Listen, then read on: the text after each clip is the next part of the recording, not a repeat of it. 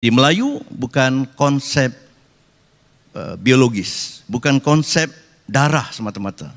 Melayu ialah konsep kultur, kata orang Indonesia, dari perkataan Belanda. Konsep peradaban, konsep tamadun. Maka itu Melayu dapat diterima oleh orang Bugis, oleh seluruh ratusan etnik di alam Melayu. Sekarang menurut statistik ada lebih kurang 700 etnik di alam Melayu. Indonesia mengambil pendekatan daripada pengalaman ratusan tahun di alam Melayu dan menjadikan bahasa Melayu sebagai bahasa nasional atau bahasa kebangsaan meskipun dirubah namanya menjadi bahasa Indonesia. Halo Historikul, kembali lagi di channel Historikul ya. Kali ini saya akan mereaksi sebuah video yang tentunya dari Mahawangsa Melayu lagi ya. Mereka mengatakan bahwa Melayu bukan hanya konsep biologis, tetapi mereka ingin menyatukan Melayu ya. Yang dia juga mengatakan bahwa Indonesia itu bahasanya masih dari Melayu. Tetap saja mereka tidak mau mengakui ya. Jadi seperti apa videonya, langsung saja kita reaksi berikut.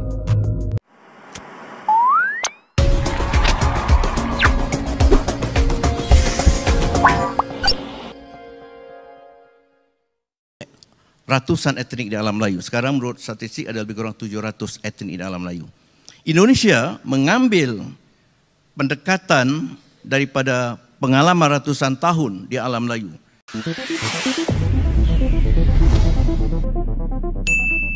Assalamualaikum warahmatullahi wabarakatuh. Salam sehat selalu dan tetap semangat dalam menjalankan segala aktivitas. Kiranya rahmat Tuhan selalu bersama kita semua. Ya, ada negara tetangga Indonesia memang getol sekali untuk berbicara tentang peradaban Melayu. Dan ada salah satu video dari sebuah acara di negara jiran yang sebenarnya membedah tentang pemikiran dari salah seorang pakarnya tentang citra budaya dan peradaban bangsa Malaysia. Namun salah seorang profesornya dalam sesi pemaparan masih memiliki angan-angan akan tamadun dan penyatuan Melayu Raya dengan memperkukuh konsep Melayu Mahawangsa, yang mana salah satu usahanya yaitu menjadikan bahasa Melayu sebagai bahasa persatuan di seluruh alam Melayu. Kemudian mengatakan bahwa Melayu bukan hanya konsep biologis, akan tetapi juga konsep budaya. Oke, kita tonton dulu cuplikan videonya. Jadi Melayu bukan konsep biologis, bukan konsep darah semata-mata. Melayu ialah konsep kultur, kata orang Indonesia, dari perkataan Belanda. Konsep peradaban, konsep tamadun. Maka itu Melayu dapat diterima oleh orang Bugis, oleh seluruh ratusan etnik di alam Melayu. Sekarang menurut statistik ada lebih kurang 700 etnik di alam Melayu. Indonesia mengambil pendekatan daripada pengalaman ratusan tahun di alam Melayu dan menjadikan bahasa Melayu sebagai bahasa nasional atau bahasa kebangsaan meskipun dirubah namanya menjadi bahasa Indonesia. Tapi seperti kata Prof. Muhammad Yamin, yaitu arsitek kemerdekaan Indonesia, justru katanya bahasa Indonesia itu adalah bahasa Melayu. Akarnya bahasa Melayu, tapi kemudian mengalami jalan sejarah yang sedikit berbeda dengan pengaruh bahasa daerah, bahasa tempatan, pengaruh bahasa Belanda dan sebagainya. Tetapi akarnya tetap bahasa Melayu. Demikianlah Islam pada abad-abad silam, khususnya dalam zaman Kesultanan Melayu, telah menjadi unsur penyatuan umat di alam Melayu tanpa membataskannya hanya kepada etnik Melayu seluruh. Dan inilah pada hemat saya kerja besar, agenda besar yang mesti kita lanjutkan. Dan ini juga perkara yang banyak disinggung oleh almarhum Ustaz Sri Fadil dalam syarahan dan juga dalam kuliahnya. Penyatuan Melayu Raya dengan pengertian bangsa Melayu Mahawangsa. Mahawangsa itu bangsa besar. Maha besar, wangsa itu bangsa. Ini harus dijadikan slogan untuk kita bergerak menyatukan umat di rantau alam Melayu. Yang Melayu dan bukan Melayu, supaya kita ada kekuatan berdasarkan bahasa Melayu dan bagi Islam berdasarkan akidah Islam yang sama.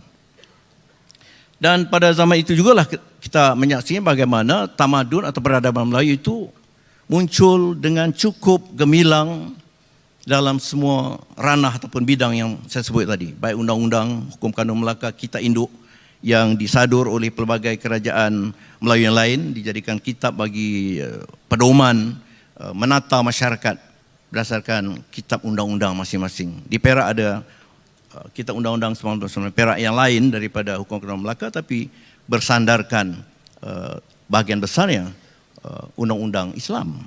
Dan kita juga menyaksikan Batu Surat Terengganu 1303 juga melakar soal undang-undang Islam pada Batu Surat di Kuala Terengganu. Jadi tentang bahasa juga itulah ketikanya bahasa Melayu betul-betul muncul sebagai bahasa yang kita kenal hingga kini. Pertalian bahasa Melayu klasik sebagaimana dalam kitab-kitab, dalam kitab-kitab turas, dalam manuskrip Melayu lama, itulah yang mengalir dalam bahasa Melayu baharu sekarang. Walaupun ada perbedaan gayanya. Sedangkan kalau kita membuat perbandingan kesejarahan antara bahasa Melayu kini, klasik dengan bahasa Melayu kuno, itu abad ke-7, sangat jauh perbedaannya. Selalu saya menayangkan slide bagaimana pertama tulisannya pun tak dapat kita baca, tulisan Pallava. Yang kedua, walaupun ada perkataan yang masih kekal, misalnya naik, mudik, ratus, laksa, tetapi wacana keseluruhannya itu tak dapat dipahami.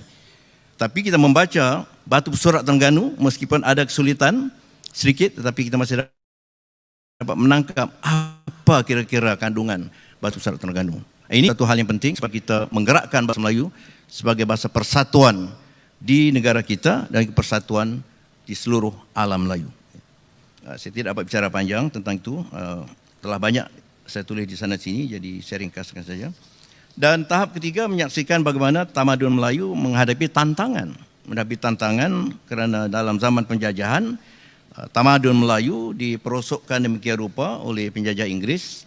Dalam hal pendidikan, kita semua tahu bagaimana nilai dan taraf pendidikan sekolah Melayu telah disamaratakan dengan taraf sekolah vernakular Cina dan Tamil. Dan batasan hingga ke peringkat sekolah rendah dan kemudian dari tahun 6 tahun menjadi 4 tahun, tidak ada waktu itu konsep sekolah menengah Melayu dan kurikulumnya yang sangat terbatas pada hal ehwal kekampungan, pertanian, pertukangan dan sebagainya. Itu semua merupakan kesan penjajahan yang menenggelamkan kehebatan pendidikan Melayu. Ya, bahasa Indonesia itu bahasa netral. Karena saat berdirinya negara Indonesia, para pendiri negara dan bangsa melalui proses yang panjang dan analisa kenegaraan untuk mencari bahasa yang benar-benar netral agar dapat menjadi bahasa bersama atau bahasa persatuan. Sebagaimana dalam National Geographic bahwa Indonesia adalah negara yang tidak egois karena tidak memaksakan bahasa dari salah satu etnis menjadi bahasa nasionalnya, yang tidak hanya terdiri dari unsur bahasa Melayu saja, tetapi juga dari bahasa-bahasa daerah yang ada di Indonesia dan bahasa-bahasa asing, sehingga itu bahasa Indonesia dijuluki sebagai bahasa yang netral. Sekalipun bahasa Indonesia induknya dari bahasa Melayu, namun ia terlahir dengan identitas dan ciri khas yang berbeda dengan bahasa induknya, sehingga terdapat beberapa perbedaan antara bahasa Melayu dan bahasa Indonesia. Pada bahasa Melayu mengandung konsep identitas kemelayuan, di mana dalam konsep identitas Melayu terdapat sistem tersendiri baik itu bahasa, adat istiadat, dan unsur agama. Sedangkan bahasa Indonesia meretas semua suku, agama, ras, dan golongan dengan identitas nasional. Kemudian bahasa Melayu murni tidak diperkaya dengan sarapan bahasa-bahasa asing maupun bahasa-bahasa daerah yang ada di Indonesia, sedangkan bahasa Indonesia memiliki sarapan-sarapan tersebut. Bahasa Indonesia menjadi bahasa pemersatu antar sesama warga negara Indonesia yang berasal dari ragam suku, golongan, agama, dan ras. Sementara bahasa Melayu didaulat sebagai bahasa etnis di beberapa daerah yang ada di Indonesia, yang masih terus dilestarikan dan tidak bercampur dengan bahasa-bahasa asing. Namun Indonesia tidak menolak atau fobia dengan Melayu, karena Melayu selain sebagai induk bahasa Indonesia, sebagian warga negara Indonesia juga beretnis Melayu yang mendiami beberapa daerah di Indonesia, dan bahasa Melayu di Indonesia terus dilestarikan tanpa dicampur aduk dengan bahasa-bahasa asing. Disinilah yang membedakan Indonesia dengan Malaysia. Manusia Indonesia berasal dari ras dan DNA yang berbeda-beda, suku, golongan, agama, dan daerah yang berbeda-beda pula, namun terikat dalam satu kesatuan yaitu satu nusa, satu bangsa dan satu bahasa yaitu bahasa Indonesia, yang semuanya bersatu padu dalam nilai-nilai Pancasila dan Bhinneka Tunggal Ika. Oke, demikian sekilas video ini. Terima kasih untuk Anda yang telah menonton video ini hingga usai. Wassalamualaikum warahmatullahi wabarakatuh. Oke, seperti itu teman-teman reaksi saya kali ini, semoga bermanfaat ya. Silahkan tinggalkan komentarnya di kolom komentar. Sampai jumpa di reaction saya yang lain. Bye bye.